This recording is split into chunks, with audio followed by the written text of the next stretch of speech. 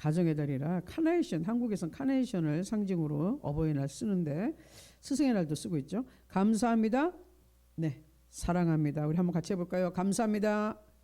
사랑합니다. 감사합니다. 사랑합니다. 두 가지만 잘해도 인생이 참 평탄해져요. 감사합니다. 사랑합니다. 일하니 막 그냥 욕하고 막 이거 말고 원망불편할 때 감사합니다. 정말 미워 죽겠는 사람 앞에서 사랑합니다. 하나님 사랑합니다. 정말 이러면 인생이 바뀝니다. 자, 오늘 그 다음 슬라이드 보여주시면 네, 제목이 행복한 자녀예요. 행복한 자녀. 어떤 자녀가 행복할까? 어떤 하나님의 자녀가 행복하게 살 수 있을까? 같이 보겠습니다. 에베소서 5장 1절 2절 먼저 봅니다. 에베소서 5장 1절 2절. 그러므로 사랑을 받는 자녀같이 너희는 하나님을 본받는 자가 되고 그리스도께서 너희를 사랑하신 것 같이 너희도 사랑 가운데서 행하라. 그는 우리를 위하여 자신을 버리사 향기로운 제물과 희생제물로 하나님께 드리셨느니라. 사랑을 받는 자녀같이 너희는 하나님을 본받는 자가 되고. 자, 에베소서는 에베소 교회에 쓴 거라서 하나님을 믿는 사람들, 성도들을 대상으로 사도 바울이 썼습니다. 근데 여기서 뭐라 그래요? 하나님을 믿는 사람, 여기서는 예수 그리스도를 믿어서 구원받은 자들, 성령으로 거듭나고 성령 받은 자들, 그렇게 얘기를 하는데, 그러니까 뭐예요? 사랑을 이미 받고 있다는 거예요. 예수 믿는 사람은 사랑을 받아요. 하나님의 사랑이 들어와 있잖아요. 예수 믿었던 모든 죄가 용서되었고 예수님이 여러분의 마음에 들어갔다는 것은 하나님은 사랑이시기 때문에 이 성령님이 들어간 순간, 예수님의 영이 들어간 순간, 하나님의 영이 들어간 순간 사랑이 들어갔어요. 하나님의 사랑을 받고 있습니다. 자, 한번 따라 해볼까요? 나는 하나님의 사랑을 받고 있다. 많이 받고 있다. 매일 받고 있다. 그래서 그리스도께서 우리를 사랑하셔서 십자가에 달리시고 몸을 다 찢으시고 고통당하시고 모든 죄를 다 가져가시고 지옥불까지 갔다 오신 거 아닙니까? 그만큼 우리를 사랑한 것 같이 저희 보고 하시는 말씀이 서로 사랑으로 행하라고. 하나님이 우리를 사랑해서 우리 그렇게 구해줬으니 다 귀한 존재 아니냐. 서로 귀하게 여기고 사랑해라. 그게 이제 핵심적인 말씀입니다. 그리고 에베소서 5장 8절 9절 보면 슬라이드 6번에 가면 너희가 전에는 어둠이더니 이제는 주 안에서 빛이라. 빛의 자녀들처럼 행하라. 빛의 열매는 모든 착함과 의로움과 진실함에 있느니라. 행복한 자녀, 여기 결론이 나왔어요. 사랑 가운데 거하라. 행복한 자녀, 일단은 하나님의 사랑을 받고 있으니 행복한 자고, 그러면 사랑을 받고 있으면은 다른 사람들하고도 사랑을 나누고 지내라. 그리고 빛의 자녀다. 더 이상 어둠에 근접하지 마라. 어둠에 올 때 물리쳐라. 어둠의 생활에 가까이 하지 말라. 그런 말도 하지 말고 행동도 하지 말고 그런 생활에서 벗어나라. 왜? 빛의 자녀니까. 하나님의 생명이 들어가 있으니까 빛의 자녀가 그런 데 가서 놀면 안 돼. 그 얘기예요. 깨끗한 옷 입으니까 더러운 데 가서 놀면 안 돼. 그 얘기예요. 하나님의 깨끗한 자녀가 더러운 사탄의 흉창 같은 데 가서 있으면 안 돼. 더러운 데 가지 마. 그 얘기예요. 그러면 행복한 자녀가 되는 거예요. 자기의 있어야 할 곳에 깨끗하고 그런 좋은 환경에 있으면 건강하게 우리가 있을 수 있고 행복한 거예요. 그런데 사단의 세계에 빠지게 되면 어떻게 되죠? 거기는 노예, 종같이 부리는 데죠. 이런 사람을 모든 불행하게 만들고 괴롭게 만들고 고통을 주고 그런 데입니다. 지옥을 경험하게 하는 것이 사단의 역할이죠. 이 땅에서.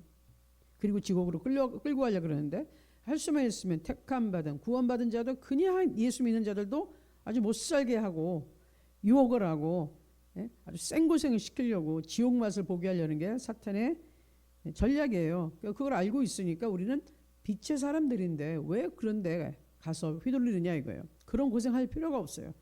지금 하나님의 은혜 받고서 축복 누리기도 바쁜 우리가, 그러니 빛의 자녀처럼 해가라. 그 행복한 자녀가 될 수 있는 첫 번째 방법입니다. 그래서 빛의 열매는 모든 착함과 의로움과 진실함에 있다. 빛의 자녀로서 살아라. 그럼 행복한 자녀가 되는 겁니다. 이제 하나님의 자녀로서의 조건이고, 그 다음 5장 18절에 넘어가면 술 취하지 말라. 이는 방탕한 것이니 오직 성령으로 충만을 받으라. 그렇죠? 어둠의 세력에 가지 않아야 되는 거고, 중요한 것은 내 자신을 지키는 것은 성령이 충만하고 지키는 것뿐만 아니라 공격도 할 수 있어야 되는 거예요. 예? 그냥 방어만 하는 거 가지고는 안 돼요. 성령이 충만하고 힘이 있어야지 원수 마귀를 물리치죠. 안 그러면 그냥 맨날 이렇게 맞기만 한다고 이게 되나요? 밀어내야죠. 쫓아내야죠. 그때는 성령 충만함, 성령 충만하면 하나님의 능력이 나를 확 덮어서 내 힘으로 안 되는 것을, 감당 못하는 것을 하나님의 능력으로 할 수 있게 해주는 기적의 힘이 나타나는 거예요. 그게 성령 충만한 상태입니다. 아멘.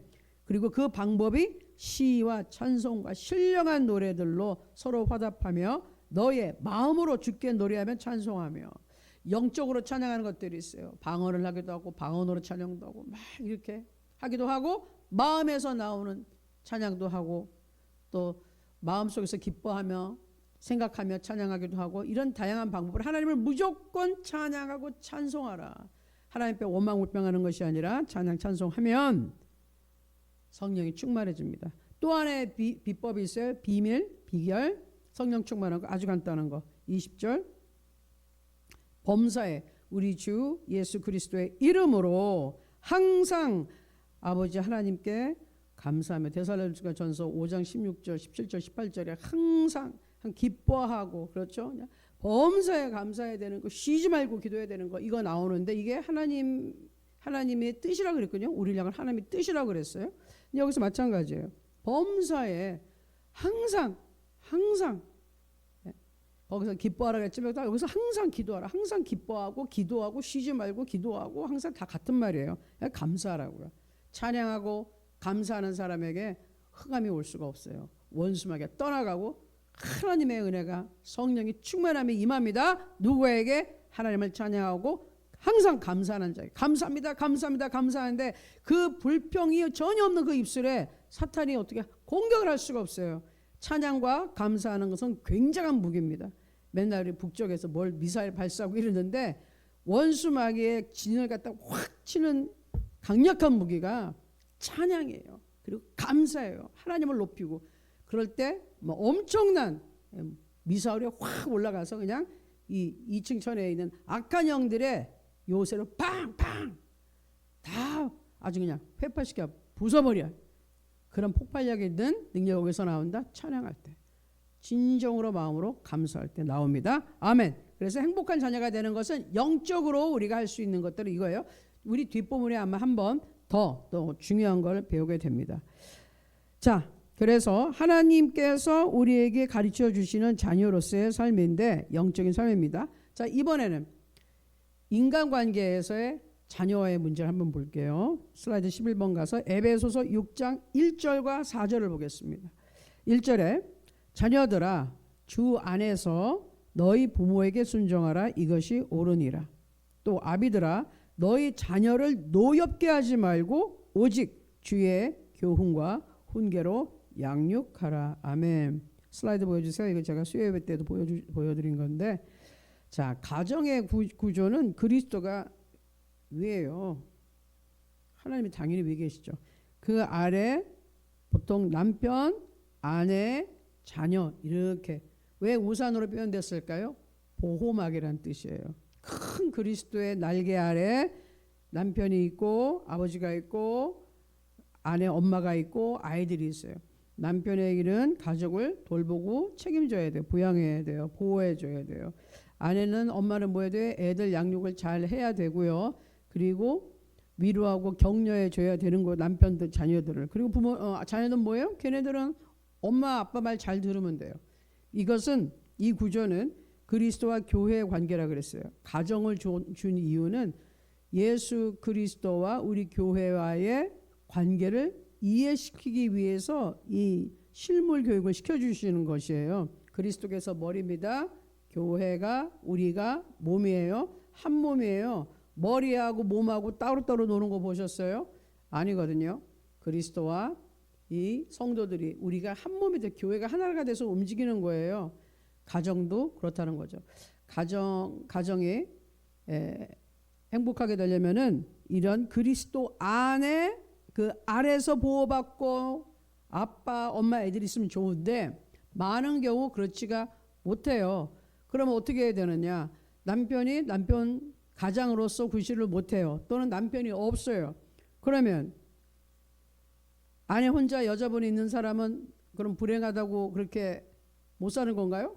아니에요. 남편이 없다 그러면 바로 위가 그리스도 예수시니까 그분의 더 강력한 보호를 사실은 받죠.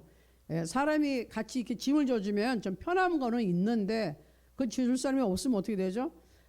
엄마가 아빠 역할까지 다 해야 되면 좀 힘든 건 있어, 버거운 건 있지만 예수 그리스도를 잘 믿는 사람은 더 직접적인 공급함을 받아. 놀라운 하나님의 보호하심이 있어요. 그럼 하나님이 약속하셨기 때문에 하나님을 직접적으로 바라보고 공급자로 의지하고 사는 분들은 우리 그리스도께서 직접 관리해 주시니 걱정 마십시오. 아멘. 그리고 아이들은 하나님의 말씀대로 잘 양육해야 된다는 것이죠. 자, 가정의 구조는 원래 이렇습니다. 근데 우리 가정은 망했는데 이렇게 안 돼가지고 망한 거 아니고요. 예수 그리스도만 잘 바라보시면 집안이 잘 되게 돼 있습니다. 그게 오늘 핵심이에요. 그 다음 슬라이드도 보면은 예수 그리스도 안에 할아버지 할머니도 있고 아빠 엄마도 있고 자녀들도 있고 뭐 그렇죠. 교회라는 게 뭔가요? 그 교회 안에는 한 사람 한 사람이 들어와서 예수를 믿기도 하고 또 가정이 들어와서 같이 믿기도 하고 여러 사람들이 와서 있는 공동체예요. 그게 뭉치면 교회가 되는 것이고 또 그 교회의 머리는 주인공은 예수님이시다. 교회 개념에서 예수님이 없는 하나님이 역사하지 않는 교회는 이단 이런 신천지나 무슨 하나님의 교회에서 어머니 교회 있어요. 거기 예수님 안 계세요. 그 이단이에요. 엉뚱한 걸 섬기고 있기 때문에 그거 진짜 교회 아니에요. 말만 교회죠. 예수님이 반드시 계셔야 되고요. 예수님만 섬기고 예수 이름만 하나님의 이름으로 인정해야 됩니다. 예수님이 계셔야 되고 그리고 예수님을 따르는 무리 사람들이 있어야 되죠. 그게 진짜 교회입니다. 자, 그러면 성경이 말하는 부모의 의무를 한번 볼게요. 성경이 우리가 금방 말씀 읽었는데 굉장히 중요한 게 있어요. 먼저 부모의 의무를 보겠습니다. 첫 번째, 자녀를 노엽게 하지 말라 그랬어요. 두 번째는 주의 교훈과 훈계로 양육하라 그랬기 때문에 양육을 하려면 주의 교훈과 훈계가 뭔지를 알아야죠. 그 모르는데 어떻게 그렇게 양육을 합니까? 그리고 세 번째는 양육을 하라, 잘 키우라, 사랑으로 키우라. 요 세 가지 합니다. 첫 번째, 자녀를 노엽게 하지 말라. 이게 굉장히 중요한 거예요. 자녀를 노엽게 하지 말라. 부모라고 애들한테 그냥 일방적으로 소리 지르고 윽박 지르고 넌 내 말 들어, 내가 하라는 대로 해. 이거는 아닙니다. 우리 바로 이제 뒤에 나오는데 자녀를 노엽게 하지 말라 그랬어요. 노엽게 한다는 거는요 굉장히 무서운 뜻이 있어요.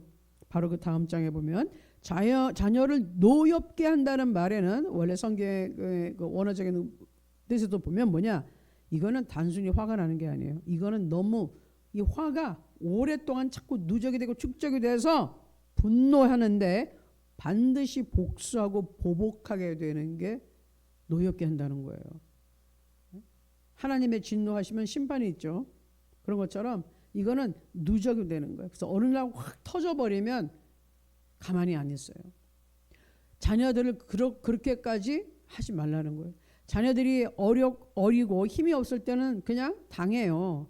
그런데 어느 순간 얘네들이 크고 덩치가 커지면 맨날 아빠한테 뚫겨 맸던 애가 아빠 손을 딱 잡는 날이 오죠. 그죠? 딱 막는 날이 와. 맨날 손찌검하던 아빠 딱 막는 날이 와. 그런데 그날이 와서 점잖은 아이면 이러지 마세요 이러겠지만 이게 완전히 쌓았다 이게 막 쌓여도 폭발을 할 때는 그런 애들이 큰 사고를 칩니다. 자, 언제 자녀를 노엽게 합니까? 첫 번째, 부모의 거친 말, 비판적인 태도, 그리고 학대하는 거. 비판적인 태도는 뭐죠? 너는 왜 맨날 그 모양이냐? 뭐 잘하는 게 없어, 제대로 하는 게 없어 맨날 막 이런 식으로 그런 말들 자녀를 노엽게 합니다. 두 번째, 그리고 학대하는 건 뭐 때리고 언어 폭력하고 당연한 것이고 이유 없는 화풀이, 꾸중. 이유 없는 화풀이는 뭐냐 하면은 아이들이 아무리 어려도 느껴요. 자기가 잘못한 걸 알아요. 알아서 야단 맞을 때는 가만히 있어요. 하지만 엄마가 다른 일로 화가 났어. 아빠가 다른 일로 화가 났어. 엄마 아빠가 싸웠어. 그래서 기분이 나빠, 화가 나. 근데 그걸 자녀한테 화풀이를 할 때 있죠. 여기서 싸우고 와가지고 애한테, 애는 뭐 별로 한 것들, 야 너는 그거 뭐 하고 있어? 빨리 하네. 빨리 들어가서 공부해. 빨리 해. 그럼 애는 그걸 느낀다니까요. 엄마 아빠는 왜 나한테 화를 내지? 내가 잘못한 게 없는데 왜 엄마는 화났는데 그 화를 나한테 풀지? 이걸 느껴요. 알아요. 그때 애들은 화가 납니다. 아기 때는 그냥 이러고 있지만 점점 이게 크면은 그게 이제 누적이 됐다가 터지는 날에 심각해요. 그래서 이유 없는 화풀이와 꾸중 그냥 하지 말라고요. 세 번째, 자녀의 감정을 고려하지 않는다. 이제 자녀가 어느 정도 뭐 코가 안 크도 간에 아이의 의견을 존중해주고 물어보는 게 중요한데, 뭐 할 때 애한테 물어보지 않고 뭐 음식 하나 먹는다 치더라도 애한테 안 물어봐. 시켜놓고 이거 먹어 하면 나 그거 먹고 싶지 않고 나 이거 먹고 싶은데 그냥 시키는 거 먹어 이런 거. 그럼 굉장히 상처받죠. 우리 부모는 나를 인정해 주지 않아. 내 말을 안 들어줘. 이렇게 가는 겁니다. 자녀를 노엽게 하는 것이에요. 그 다음 무조건적인 강요, 권위주의. 네, 계속 이게 반복되는 건데, 특별히 이 동양에, 특별히 한국, 뭐 중국도 뭐 강한 사람은 그럴 수 있겠지만, 그 아버지들이 되게 세게 막 그런 분들 있잖아요. 아버지가 하라는 대로 하고, 아버지가 자리 와야지 다 애들이 밥 먹고, 아버지가 손가락 들기, 우리 뭐 보통 예의 그러는데, 중요한 건 그걸 넘어서 가지고 아버지가 먹으라는 것만 먹고, 일어나랄 때 일어나고, 갈 때 가야 되고, 막 그냥 그 한마디에 애들이 그냥 눈치 보면서 덜덜덜덜 떨고 있어. 너무 권위적으로 막 그러는 거는 애들이 숨통에 막혀요. 그래서 무슨 생각할까요? 빨리 내가 커서 여기를 벗어나야지, 빨리 벗어나야지, 이 생각만 하는 거예요. 도망가고 싶은 거예요. 그게 잘못되면은 나이가 차기 전에 학교 다니다가 막 가출해버리고 도망가고 싶어서, 막 어린 나이인데 이성 친구 만나가지고 도망가버리고, 가서 동거하고 막 이러는 게 도망가고 싶어서 그런 거예요. 집에서부터 벗어나고 싶어서. 이거 중요합니다. 여러분 조심해야 되는 거죠. 그리고 지나친 보호의식, 과잉 보호하는 것도 애들을 화나게 해요. 왜? 자기를 무시한다고 생각을 하고 무력하다고 생각하게 하거든요. 이게 과잉 보호의식이 관심이 전혀 없는 것보다는 조금 나을 수 있지만, 과한 거는 애들한테 독이 된다. 그리고 소유물 의식이에요. 이게 소유물 의식. 마치 부모들이 제일 큰 실수라는 게 내 자식이 어렸을 때 그 모습만 자꾸 생각하고 내 자식이니까 내 마음대로 할 수 있다고 생각을 해. 내 말을 들어야지. 물론 부모 말을 듣는 게 맞아요. 그런데 애들에게 합당한 뭔가를 제시했을 때가 되는 거지, 생각도 안 해본 내 기분대로, 아까 나온 것처럼 아이들의 감정과 아이들의 희망사항 전혀 고려하지 않은 상태에서 엄마 말 들어, 아빠 말 들어, 무조건 해. 이거는 애들을 망가뜨리는 첩경입니다.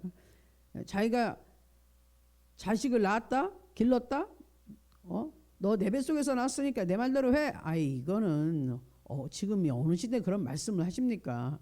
성서적이지 않은 거예요. 여러분의 자녀이기 이전에 하나님의 자녀예요. 함부로 하면 안 되는 거예요. 내 소유물인죠. 그러니까 너 내 자식은 내 맘대로 할 수 있어. 내가 하라는 대로만 해. 절대로 아닙니다.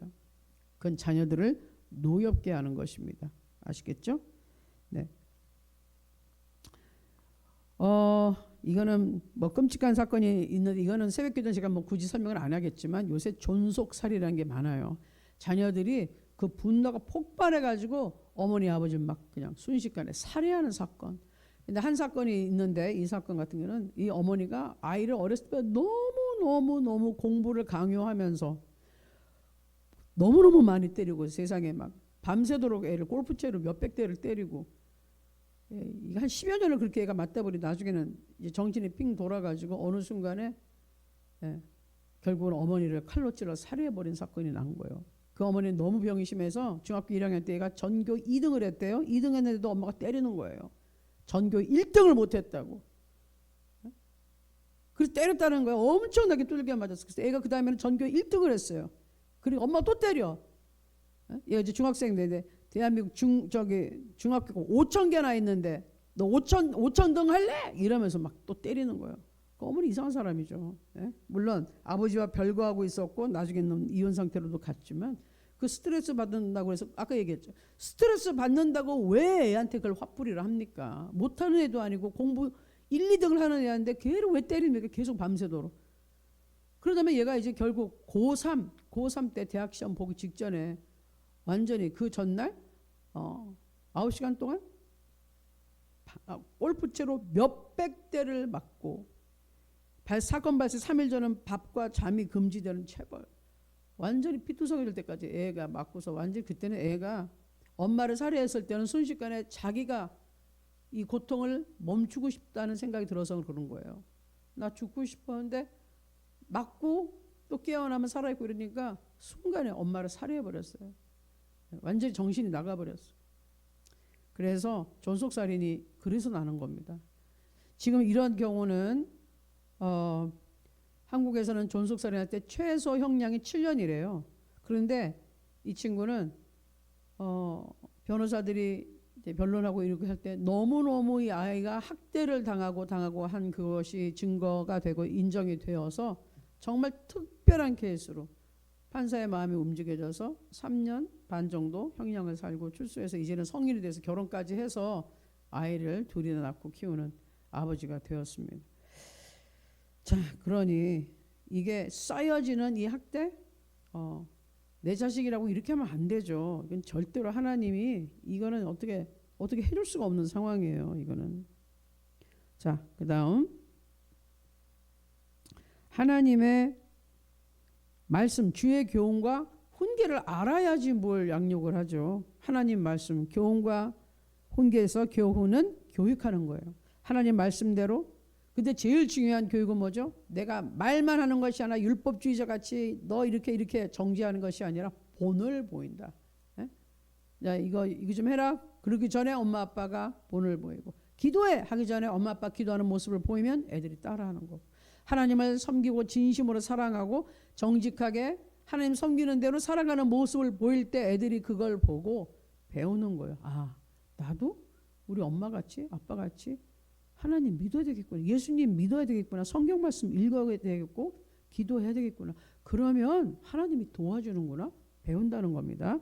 훈계를 해야 될 땐 잘못을 했을 때는 반드시 꾸지람을 해야 돼요. 잘못하고 있는데 나쁜 짓 하고 있는데 가만히 내버려 둡니까?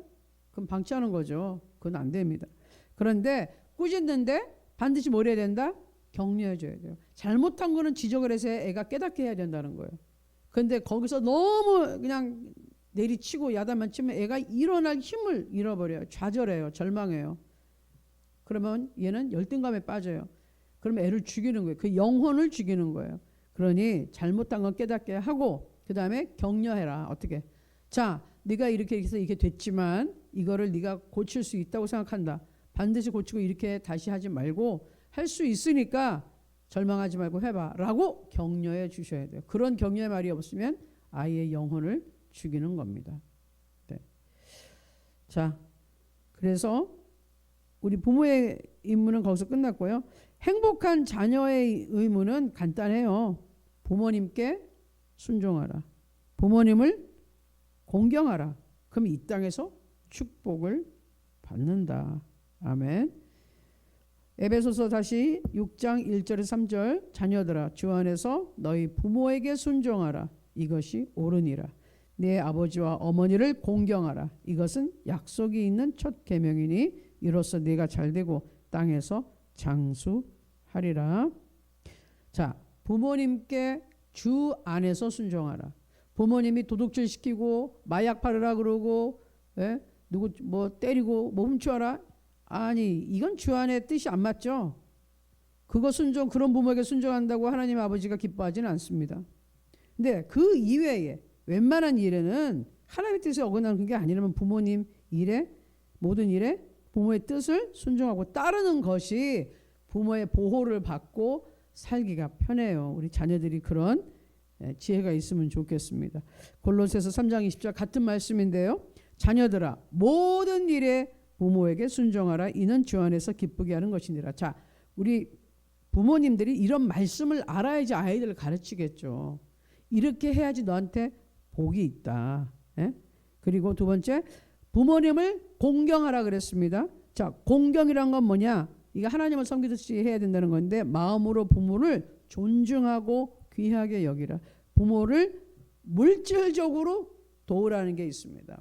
여러분들이 어렸을 때부터 애들한테 교육을 잘 시켜야 돼요. 하나님 축복하신다. 반드시 부모를 물질로 네가 섬겨야 된다. 그러면 이 평생에 이 땅에서 평생 하나님이 너를 지켜주시고 물질적으로 축복해 주신다. 그건 여러분이 가르치시는 게 의무입니다. 하나님의 그러면 자녀의 의무는 뭘까요? 똑같아요. 부모를 공경하라고. 왜? 그 하나님에 대한 이 모델을 만들어준 게 가정이니까 당연히 하나님께 순종하랍니다. 첫 번째, 부모에게 순종하라. 우리 부모님 누구예요? 우리 하나님 아버지, 우리 아버지. 어머니 교회에서는 하나님 어머니 있는데 우리는 하나님 어머니 없습니다. 하나님 아버지. 하나님 아버지만 순종합니다. 아버지께. 그리고 하나님을 공경하라. 예? 하나님을 공경하라. 하나님을 존중하는 건 알겠어요. 근데 아까 공경할 때는 물질적으로 도와드리는 것도 있다면서요. 아니, 하나님 이 세상의 만물의 주인이신 하나님 어떻게 저희가 물질적으로 도와드려요? 우리가 도움을 받아야 되는데. 그런 두 가지 의제가 나옵니다. 자, 첫 번째, 하나님께 순종해야 됩니다. 그리고 지금 중요한 거, 순종하지 않으면은 정말 문제가 생겨요. 슬라이드 26번에 가서 사무엘상, 여러분 잘 아는 말씀 15장 22절에 23절 볼게요. 사무엘이 이르되 여호와께서 번제와 다른 제사를 그의 목소리를 청종하는 것을 좋아하신 같이 좋아하시겠나이까? 순종이 제사보다 낫고 듣는 것이 숫양의 기름보다 나으니 이를 거역하는 것은 점치는 죄와 같고 완고한 것은 사신 우상에게 절하는 죄와 같음이라. 왕이 여호와의 말씀을 버렸으므로 여호와께서도 왕을 버려 왕이 되지 못하게 하셨나이다 하니, 여기서 사신 우상에 절한다. 사신 우상 제가 한자로도 써놨잖아요. 귀신, 잡신, 사람의 손으로 만들어서 집에 만들어 놓은 우상단지, 그거에게 절하는 거 똑같다는 거예요. 하나님의 말씀에 불순종하는 것은 이거는 우상에게 절을 하고 아주 정면 도전 하나님 앞에. 그건 누구의 짓이죠? 사탄이 하나님 앞에 정면 도전했다 쫓겨났잖아요. 이 불순종이란 그렇게 무서운 거예요. 불순종은 사탄의 종이 되는 길입니다. 예. 아담과 하와가 하나님의 말씀 어겨서 사탄의 노예가 된 거 아니에요. 그래서 인류가 그렇게 시달리고 죄를 짓고 사는 거잖아요. 그러다가 예수님 만나서 다시 하나님 자녀가 될 수 있는 기회를 얻는 것이죠. 불순종은 이렇게 무서운 거예요. 그래서 하나님께 순종해야 됩니다. 두 번째는 하나님 공경하라. 부모 공경. 물질적으로 그럼 도우라는 거예요. 어떻게 해요? 좋은 말씀이 있어요. 슬라이드 30번에 보니까 잠언 19장 17절을 보세요. 거기 가난한 자를 불쌍히 여기는 것은 여호와께 꾸어드리는 것이니 그의 선행을 그에게 갚아 주시리라. 야, 하나님께 꾸어드린대요. 여러분 돈을 꿔줘. 그때는 어떻게? 반드시 갚겠다는 거예요. 그냥 주는 게 아니라 선물이죠. 주는 건. 근데 꿔준다는 건 뭐예요? 반드시 돌려받습니다. 근데 하나님이 나한테 돈 좀 꿔줘. 예? 박진영 목사, 야, 너 나한테 돈 좀 꿔줘라. 내가 너한테 반드시 갚을게. 근데 하나님 갚을 때는 후히 되어 흐르고 막 흔들어 넘치도록 해가지고 주신다 그랬거든요. 어느 경우에 그럴까요? 아니, 하나님 돈이 많은데 왜 나한테 달라 그래요? 가난한 자를 도와주면 그거 나한테 꿔주는 거야. 너 나한테 돈 좀 꿔줘. 예? 어떻게 해요? 저 가난한 사람 좀 도와. 지금 가난한 사람은 생활이 어려운 사람, 또는 무슨 일을 하는데 재정이 필요한 사람, 사업을 하는데, 또는 우리 사역을 하는데, 선교하는데, 교육을 하는데, 공부하고 싶은데 돈이 없는 사람은 장학금을 주잖아요. 이런 것처럼 돈이 필요한 사람들이 있어. 그거 좀 도와줘라 네가. 그러면 네가 나한테 꿔주는 거야. 내가 너한테 후하게 이자를 쳐서 갚을게. 할렐루야. 아멘. 자, 우리가 하나님께 공경한다. 하나님께 물질을 드리는 건데, 헌금을 드리는 거 외에 꿔드리는 게 있다니까요. 하나님 물질을 드리는 거 뭐라고요? 가난한 자에게 도움을 주는 것. 아멘. 가난한 자에게, 지금 물질이 필요한 자에게 도움을 주는 것. 그러니까 여러분이 이걸 말씀을 안다면은 그냥 여러분이 이 헌금을 하거나 누구를 구제할 때 인색하지 않아요. 하나님 인색한 자 말고 즐겨내는 자 사랑하신데, 그럴 수밖에 없잖아요. 이걸 믿음으로 믿으면 내가 기쁜 마음으로 하나님 제가 하나님께 빌려드릴게요. 꿔드릴게요. 갚아주세요. 많이 이자 쳐서 갚아주세요. 난 말씀을 믿으니까 저 어려운 분에게 내가 믿음으로 말씀을 믿고 합니다. 그럼 하나님이 기뻐하세요. 왜? 말씀을 믿고 하니까. 그게 믿음 아니겠어요? 하나님 믿음 있는 자 기뻐하시잖아요. 아멘. 그러면서 하나님께서 이런 것들을 기뻐하시는 것이에요. 그러면 슬라이드 34번에 가면 자, 기록된 바 그가, 이거는 예수님이에요. 예수님께서 우리가 이제 여기 앞에 바로 말은 영보, 그래서 헌금을 이렇게 드리고 특별히 구제하는 걸 드려요. 그러면 예수님께서 그가 흩어서 이건 나누어서 가난한 자에게 다 준다는 게, 헌금을 제가 해요. 구제 헌금을 해요. 그러면 예수님이 그걸 받으셔. 그래서 보셔서 꼭 필요한 자들에게 딱 배분을 해주신다는 거예요. 그의 의가 영원토록 있는 일에 함과 같으니라. 심는 자에게 씨와 먹을 양식을 주시는 이가 너희 심을 것을 주사 풍성하게 하시고 너희 의의 열매를 더하게 하시리니. 할렐루야. 와, 분명히 나왔잖아. 예수님이 그걸 받으셔서 쫙 뿌리신대요. 흩어서 나눠주신대요. 그리고 그 돈을 하나님께 꿔준 우리는 어떻게 갚아줄게. 하나님이 직접 갚아주실 때는 하나님의 손이 우리의 손보다 크거든요. 크게 갚아주십니다.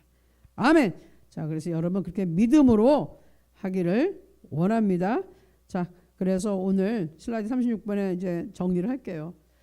부모는 어떤 부모가 돼야 돼요? 행복한 우리 자녀죠. 자녀.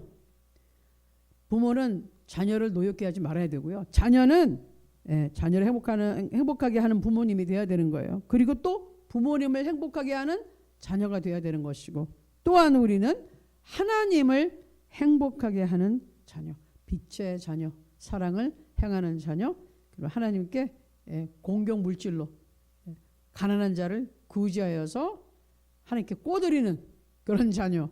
아버지, 내 아빠 꿔드렸어요. 갚아주세요. 잘했어. 그럼 우리 하나님 아버지가 잘했어. 내가 갚아줄게. 좋은 관계입니다. 성서적인 관계입니다. 자, 그래서 오늘은 행복한 자녀에 대해서 우리 봤어요. 여러분 행복한 자녀 되시기를 바랍니다. 아멘.